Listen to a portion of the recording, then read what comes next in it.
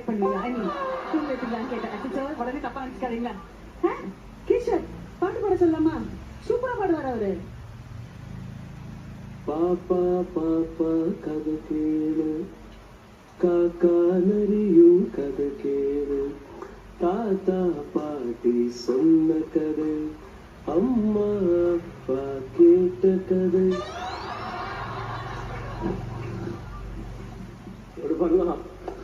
பெரிய மாமா தூங்கிடுச்சு மாமா. சோ ஸ்ரீரேகா நீங்க கவலைப்படாதீங்க, ரொம்ப சேஃபான ஒரு மடியில உங்க கேஷ உட்கார்ந்து பாட்டு கேட்க Shrika, now போறீங்க. listen to Keshava till you finish your performance.